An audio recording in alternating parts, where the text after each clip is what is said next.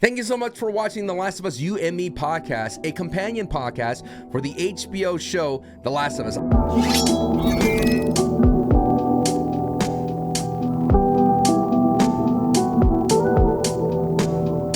I am SanchoWest, and this is a review and breakdown for the episode Endure and Survive.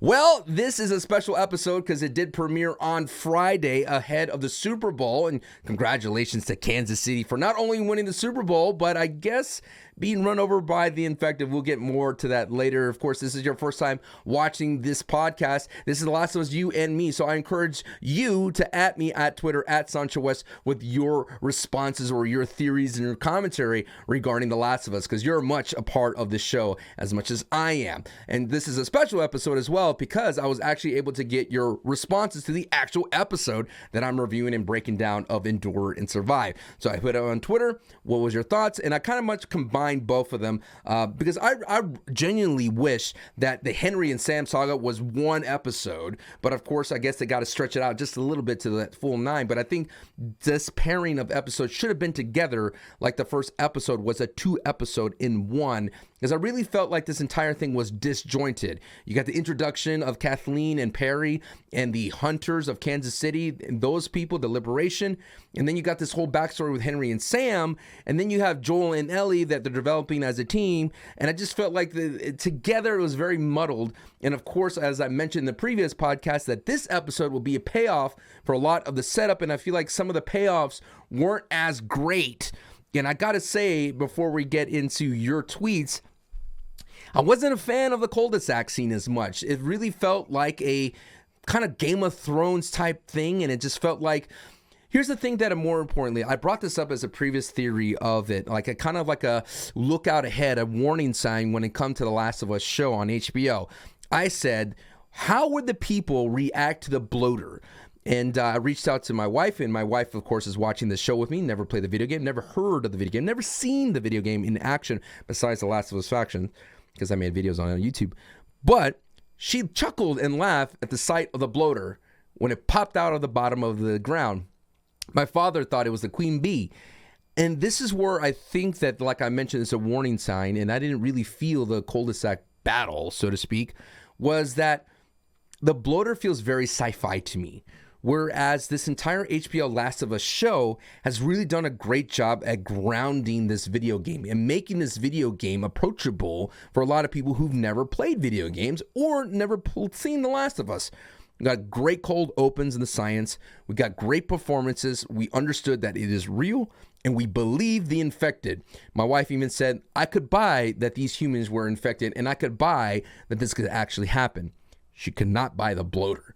And I agree with her regarding the HBO Last of Us show. The bloater feels out of place. You're talking about this big pus bucket armor wielding kind of thing that could take on rounds and rounds of assault rifle ammunition, could survive. Yes, was it cool seeing the bloater do its thing? Was it cool seeing the bloater basically be Brock Lesnar in the Royal Rumble, taking out people left and right, clearing house, Mean Gene?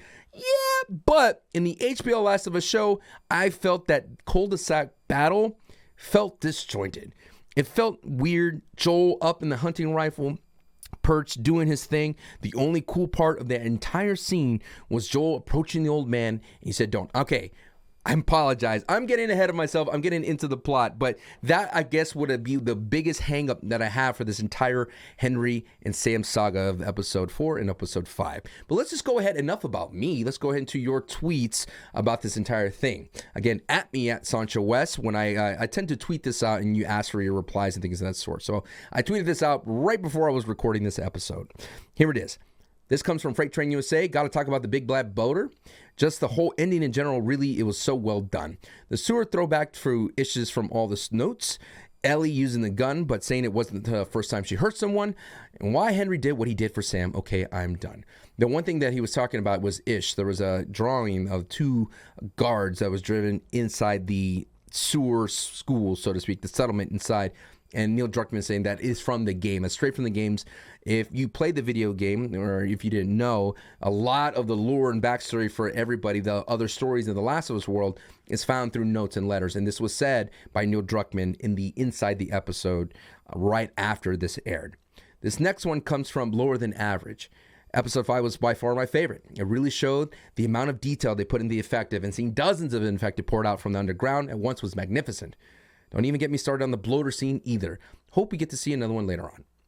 Okay, let me just jump back, okay? The cul-de-sac scene did accomplish what it wanted to do. Craig Mazin, in Inside the Episode, talked about that he wanted to show how scary the infected were and make it believable why this infection basically wiped out the world quickly, seeing all the runners and clickers and bloaters work together, just swarm a heavily armed militia. Quite frightening. And that in itself was good. But again, when the Royal Rumble countdown came out, I'm going to keep going with this metaphor, came down and all of a sudden the bloater entered, that's when it was getting comical. This man was literally choke slamming everybody out of the ground, and all of a sudden he just rips apart Perry. That was the only cool part, the entire thing. But again, it was out in the distance and I wanted to see it up close. Last week comes from Macho T. The ending scene of episode 5 was breathtaking. So that's what we're talking about, the Henry and Sam now. I mentioned earlier that this should have been a two-parter, and I really believe that the previous episode was a setup to this payoff, and I think that the payoff for Henry and Sam really did work. There's a couple of things that I do wish, though, in regards to this entire thing of the Last of Us HBO, and I really do feel this yearning every time I watch it, is that I wish I didn't play the game. Now, I'm going to tell you something, is that I've only played this game once, and I've only beat it once, but the story still resonated to me, and I was going through a playthrough right before the Last of Us HBO show was announced. So, personally, I don't have a lot of familiarity with the experiences of the story, but I still know it, like the back of my hand, if that makes sense. I didn't burn myself out on the story. But knowing what happens to Henry and Sam, missing out on that visceral emotional reaction to a lot of it, and when it comes to things that are being displayed that straight from the video game track is what I like to call in this podcast, the video game track, it doesn't hit hard to me as much as Bill and Frank did, because Bill and Frank was not a part of the game. They took a risk and they made something very much beautiful in regard to Bill and Frank's story. And that's what I was hoping that I would get with Henry and Sam. And I think, again, the problem is Bill and Frank had literally an hour plus to get through that story. And Henry and Sam, their episode was cut in half. And they had to deal with Kathleen and Perry, which I feel, again, didn't really try to hit that strong as they were hoping it would hit. So in regards to this episode, like I mentioned, it's a little bit sloppy. Still a cool episode, and I think Henry and Sam relationship, which we'll get into the plot breakdown, and the changes that they made to Henry and Sam were really, really well done. The bloater is a slight miss. The cul-de-sac felt like a Game of Thrones episode. Let me unpack that for real quick before we get to in the plot. Game of Thrones, okay? Let's go into that. Game of Thrones, this whole thing, and this is not really going to be big spoilers, they kept talking about winter is coming, the White Walkers and White Walkers. They felt like seasons, multiple episodes, setting up the White Walkers, or how scary they were and how no one really knew what they've never seen one. And they spent time of giving us teases and things of that sort. Here in The Last of Us HBO, I feel that the bloater is kind of like out of nowhere. If you were just going from the HBO Last of Us, they kind of trying to explain it that the infection, the longer it infests in you and you pus, whatever, you would turn into that, right? And so they tried it, but I really do believe the great work in the first 3 episodes didn't really prepare us for what this bloater was. If the show stuck to what the actual game itself had, the bloater in the video game was kind of introduced earlier in Billstown in a high school. It served as a mini boss, and first the exposure to it, this thing was throwing acid bombs. We're like, holy, this thing's scary. So when the bloater finally makes an appearance here later on the show, after all the realistic grounding, and here we are with this thing, it's a hard sell. In fact, like I mentioned, my wife, who's never seen the game, never played the game, never heard stories from it, she chuckled when she first saw it, and my dad thought it was like the queen bee of infected. And I think that a lot of people, the casual audience, would have that reaction to this bloater. And I think that the reason why it works in the video game more than the HBO show is that in the video games, it serves as a purpose as a video game thing. Video games require a mini boss. They require things that eat your ammo. They require things for you to, feel that tension, to feel that being afraid of something and, eating up all your supply. That's what they serve. They reset you. But in the HBO show, it didn't add anything. I mean, we saw Perry just put a whole bunch of lead into it. And what's going to happen when Joel runs into that? In the video game, Joel uses his, various melee things. He uses smoke bombs and all these kind of nail bombs to kind of slow down the bloater. But in that show, that bloater is unstoppable. Like I mentioned, Perry put a whole assault rifle mag into it, and that thing did not stop. There's no way Joel could figure that out. But that's the only thing I have for the show. Now, let's go into the actual plot. I kind of jumped ahead a little bit, but let's go to the plot of the episode of Endure and Survive. It opens up with a very, very cruel and very, very revolting We the People, the revolution, the liberation of Kathleen's people taking over of Kansas City. And what's interesting is the kind of upending of Fedra in the Last of Us HBO show is literally like 10 days into when Joel and Ellie shows up. And I found that weird because I feel like they were set up from the get-go. They were organized, but I guess that attributes to Kathleen as a, someone who is an organizer, who is smart. And in fact, in the episode, Perry's like, we follow you, we believe you. And then later in the episode, we figure out that Henry killed Kathleen's brother, who was the one that was very inspiring, that kind of got the people going, got them off their feet, led the revolution in Fedra. And Henry assassinated this man so he can get the leukemia medicine for his brother Sam. One of the things that Neil Druckmann talks about is this entire show is going to be about love, and love is going to be the theme throughout the entire thing. And the thing that is the most prevalent thing, as Joel said it himself in that truck scene, is family. You do anything you can for family. And what are you willing to do to protect the ones you love? Bill talks about this, is that we're men. Our job is to protect others. That is what we do. And Joel is obviously in the embodiment of that as he's continuing going on through this. But it's so interesting to see such a fresh revolution here, and ultra violent scene in all the Fedra, no mercy throughout the entire thing. Kind of reminds me of the French Revolution, how they literally upended the entire French monarchy and did some nefarious things to royalty at that time. One thing that I am kind of getting tired of in regarding to a lot of media these days is the disconnected villain. The tone of the voice from Kathleen, it just didn't really feel that. It's not the actress's performance, because I really do think that this is a kind of like a stereotype that there's some villains that are supposed to be humanized villains. They have this disconnect from it. They say some things that makes you want to believe in them, but it just doesn't ring true. And I think that it is such a nuanced type of thing to pull off. And I think it's a combination of the writing as well as the performance that doesn't give me Kathleen. Kathleen comes off as someone that is not David. And David, the performance of the video game VO by the one and only Nolan North, is so much more nuanced than we have here with Kathleen. Of course, we see Henry and Sam. This is again a flashback to what we saw in the previous episode of Henry and Sam hiding in the attic, the doctor that was executed in the shipping container. We see him, how he was able to help Henry and Sam. We see the food, and that's all running out. The one thing is as well is that we're seeing is, I wrote this down. It says love is a sacrifice, is a preservation. So you're seeing that all these characters, they make sacrifices out of love, and they do this sometimes despite preservation, but this love is keeping them going for Henry and Sam. Like I mentioned, a lot of parallels between Joel and Ellie, but this is interesting because Joel and Ellie are not family at all. Henry and Sam are. Their bond is a lot stronger.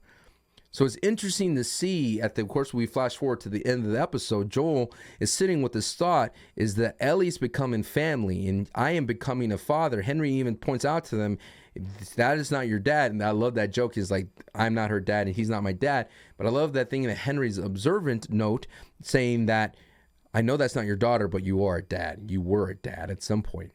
So we're seeing that.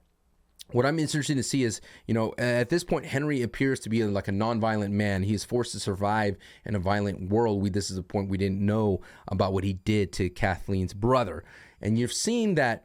Well, the note that I was going to go on before it revealed that he actually did something was that this is what's interesting about a post-apocalyptic world. What is human nature willing to do to survive? Can your morals survive a world where there's no morals and that where humans like Joel may do things And we know what kind of things that Joel did in order to survive, but he's alive. So it's so interesting to see Henry, who we find out later had to do some things to survive. Now, one of the things I have here as well is they changed the character of Sam. In the video game, Sam is very vocal and he has a lot of interactions with Ellie, and a lot of great dialogue as well has been replaced with Sam. Now, Sam, of course, is performed by a great actor here, by Kevon Woodard, who's actually deaf.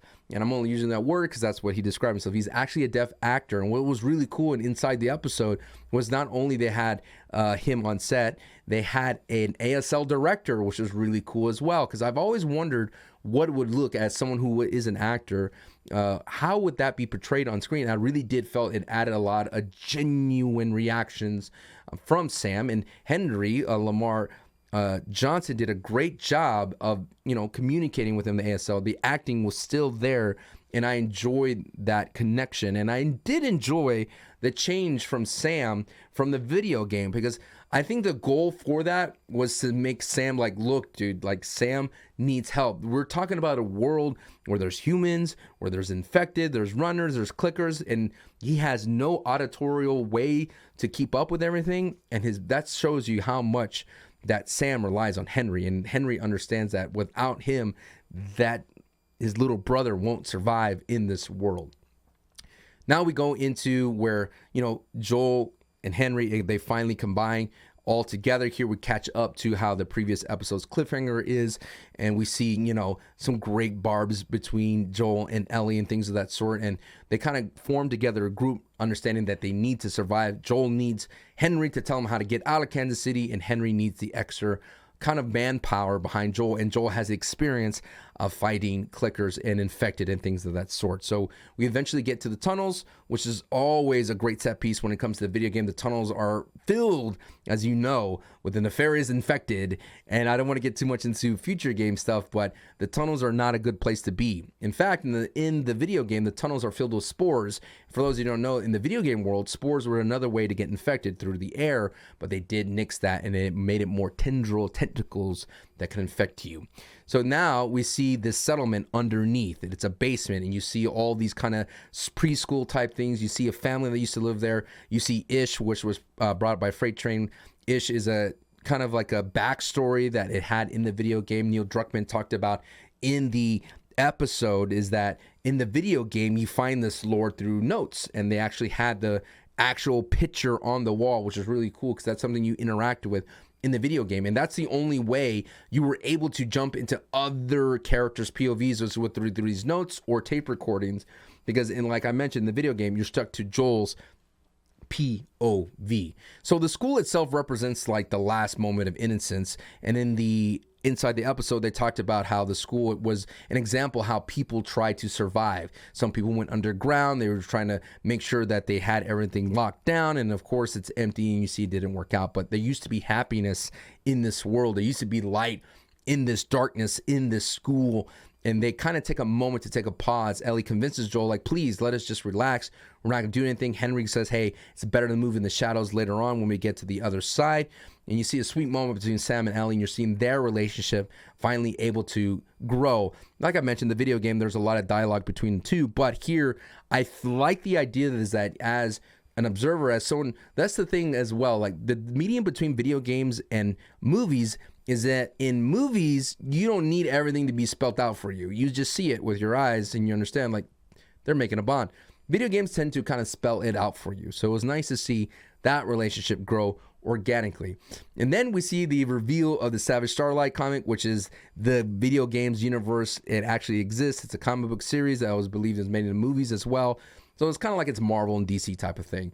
And then you see Henry and Joel talk about the iconic lines of to the edge of the universe and back and endure and survive, how they kind of poke fun of it because as you see, that is the tagline for this podcast as well. I sign off with endure and survive. And it's just something that all the fans of The Last of Us know that is Ellie's thing, to the edge of the universe and back and endure and survive. So we're seeing that being not only told to Sam, but Henry and Joel talking about it. And one thing that I note here is that Joel in general feels well-rounded. There's a lot of nuance between Joel. It is not just a man trying to survive. It's not just a dude trying to do the right thing. It's not just a a hardened, stubborn mule type of guy. This dude has layers, and that's what I'm enjoying. That in this scene, he goes, man, Henry, like, dude, I called you a rat. I said you're a collaborator, and I didn't know, man. You obviously did it for the right thing to protect your brother Sam, and I apologize for that. I feel like that's something that Troy Baker's Joel would never do. And we already saw a couple of things where this Pedro Pascal's Joel, you know, having regret that Ellie shot somebody. Like, these are the things that I'm really enjoying, and what I like about it the most was that when Joel makes a decision later on in the run, I'm starting to see why he made that decision, and I'm excited to see how it all plays out. But this is where Joel, well-rounded. This is where, of course, we find out where Henry assassinated Kathleen's brother, and we're seeing like all the things that he had to do, and that he actually had to make a violent choice. And one of my favorite lines that I took a note here is Henry saying, "I'm the bad guy because I did a bad guy thing." Spoilers for The Last of Us show and part 1. I'm going to say this right now, spoilers. So I'm just going to give you like a little second here, just like skip forward 30 seconds. This is where Joel's decision makes the most sense in correlation to The Last of Us Part 2. I've always said, I'm not going to spoil you what happens in The Last of Us Part 2, but I've always said Joel is not a good dude. He's a bad guy. And just because he does a good thing doesn't make him a good guy for all the bad things that he's done. And it's so interesting to hear Henry say this to him. I'm the bad guy because I did a bad thing. One of the things that in The Last of Us Part 2, it talks about this grayness between good and bad. It's black and white. And it's interesting that Henry kind of just says it bluntly. Okay. Lastly, as well, the one note that I have in the scene is this: you see this thing of a violent cycle. This is a theme that The Last of Us Part 2 tackled as well. That violence begets violence, and it just keeps going and going and going. Henry took out Kathleen's brother. Kathleen has no forgiveness in her heart. She just sees nothing but blind rage and wants revenge. We all know what happens to Kathleen, but violence cycle is a theme that will be prevalent throughout this Last of Us show's run. Then we get the Perry and Kathleen scene where Perry finds Kathleen in her old home, in her childhood home. And this is where, you know, another thing that's coming from The Last of Us Part 2 is humanizing the villains. And I just, again, didn't really ring true to me, didn't really hit me. I would have loved a flashback maybe to just break up. The only thing is, like, sometimes I'm not a fan of two characters just standing in a room talking to each other. I've seen some movies where I talked about this at the very beginning of the podcast where, you know, unnecessary crossing. But sometimes if you're just stagnant, you need to break it up with some flashbacks or something like that. I would have loved to see Kathleen younger, seeing her brother, or maybe just scenes with her brother when she's talking about it. I mean, I've been on stage before with a monologue, and I'm not saying I'm not like a you know, prolific actor or things of that sort, but in my experience, I've been on stage when you have to talk a lot. And on theater stage, there's no cutscene, there's no flashback, there's nothing. It's just you talking. And a lot of the carrying of the weight went to Kathleen, and I needed some help. It needed some help. But again, another humanizing side to the villain. I think, well, this is my note right here, but Perry, that dude has the best beard I ever seen in the apocalypse. I mean, my man is probably spending oodles and oodles of ration cards. My man's trading. My man's doing all that he can to get beard balm and beard oils, because that thing is looking fresh. There must have been a barber out there, or I don't know who, but look at Perry's beard. That thing is too clean for someone that has been in the post-apocalyptic world, and the Kansas City militia don't have it that nice for Perry to have it that clean. But I digress. Of course, like I mentioned before, there is a juxtaposition between Kathleen's blind revenge and what happens in other things. If you know, you know. So now we're getting closer and closer to the finale of the episode. I did talk about a little bit of the cul-de-sac thing, so I won't really get too far into it. But this is where I really think the scenes and the show need to lean into a lot more, because this moment where Pedro Pascal flanks the sniper, in the video game it was in broad daylight, but there's a moment here at night, he flanks the sniper and he looks at the dude. And it's an old dude. And he's like, dude, don't, right? Just says, please don't. And this is what I'm talking about. Joel is well-rounded, man. Joel has seen things and he doesn't want to take another life. He's like, please, dude, don't. And this moment hits harder to me than all the gore, than all the violence, than the Game of Thrones battle that's about to happen. So Joel takes out that dude. Ellie, Sam, and Henry are pinned down. Then all of a sudden, Joel realizes that the radio is going off, and then Kathleen's saying, we'll be right there. And then all of a sudden, here comes Kathleen's people. They have a little, like a bulldozer truck coming through. Joel's trying to stop him. Joel misses a lot of shots. And this is where I felt like things were weird. Like, I would have loved to see Joel look for more ammo, because that man was just, bolt action in that rifle and just didn't have to find ammo. I mean, I don't know how much that thing holds, but it felt like it held like 30, 40 rounds. I like John Wick type things where they actually have to reload. And in the video game, we never had that much ammo. I know it's weird to say, and I know if you're someone who's out there like, Sancho, it's not the video game, it's the show. But if the show is trying to capture that literally a Ziploc bag needs to be taken back from someone who is doing a deal, and that there's stuff that's scarce everywhere, it would make sense. Now, the only thing that you could say, but Sancho, that sniper's nest most likely had a bunch of ammo. Well, let me see Joel reach in and grab it. That's all I'm trying to say. I feel like this entire moment was just going for the spectacle of it. It felt like an Uncharted set piece. You literally had a truck mowing down cars.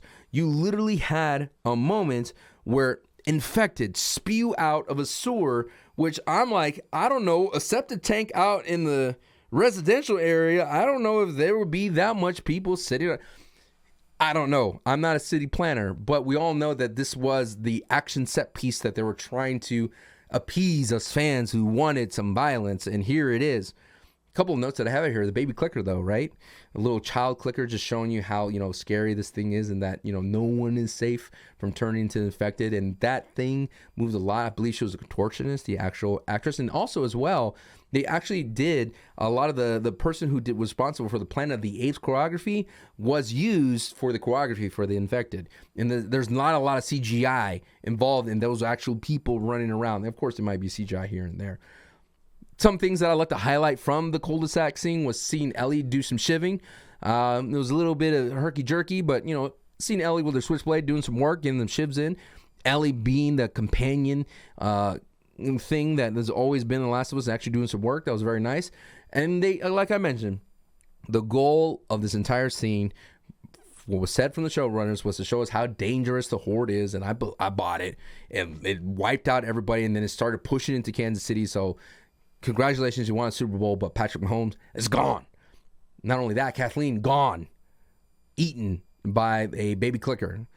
And so that happened there. And like I said, it's just like, of course Perry and Kathleen were going to go. And Perry got ripped, like the video game. There was an animation where the bloater just rips you in half by your face.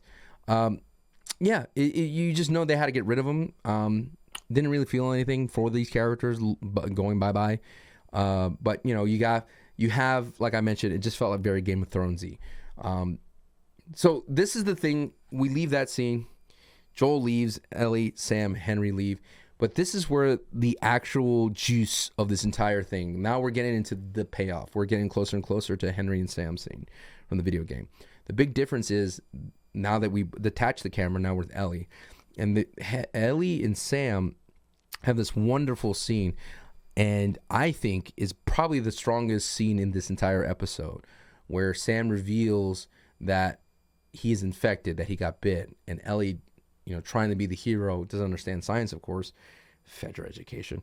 She goes and she cuts her hands and tries to heal Sam with her blood. She said, "My blood is magic," and that was very heartbreaking to watch. And then Sam asking the question, if I'm infected, if I turn into a monster, am I me inside? Something like that.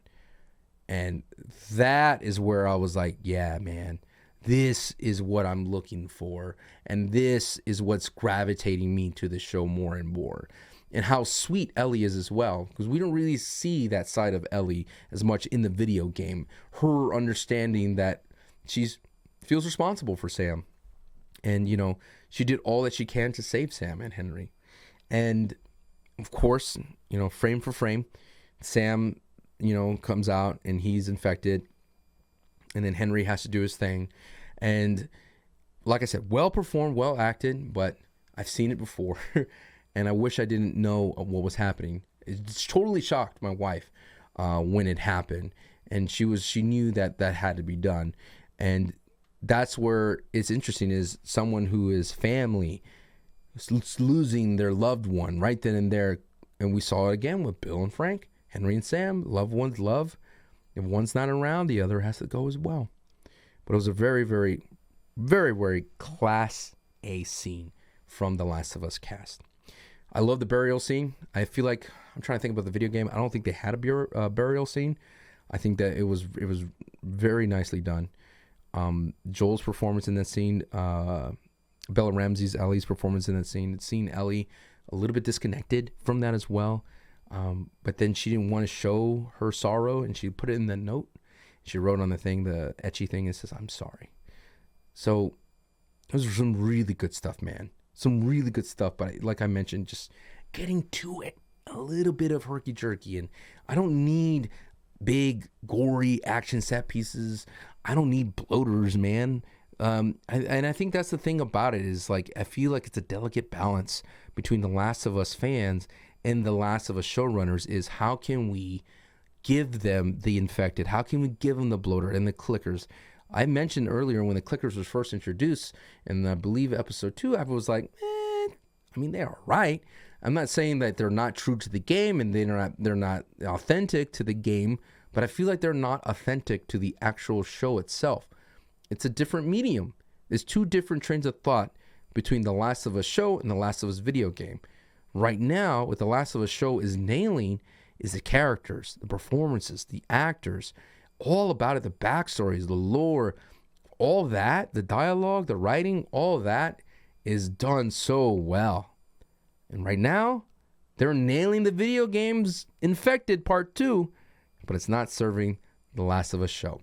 Thank you so much for tuning in to the Last of Us You and Me podcast. Again, my name is SanchoWest. Please at me at SanchoWest. Of course, every Monday at 10 a.m. Pacific, we will have a new show for the podcast. And I appreciate y'all for stopping on by. And as always, endure and survive. Adios, y'all.